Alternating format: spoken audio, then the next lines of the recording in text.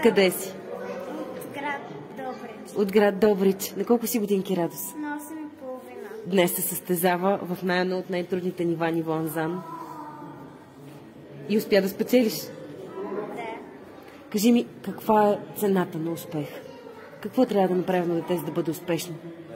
Да учи много коментарна аритметика, да не се отказва. А какво значи за теб този медал? Но Много. Щастлива ли си? много. Искаш ли да кажеш нещо на хората, които те гледат в момента? Искаш ли да кажеш нещо на децата, които се чудят дали наистина да си умен модерно?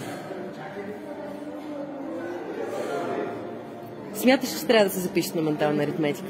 Да. Смяташ ли, че това да можеш и да знаеш наистина е едно от най-важните неща? Да. Защо? Защото те учи на много хубави неща, да смяташ бързо. И ти носи успехи и награди. Да. Прекрасно.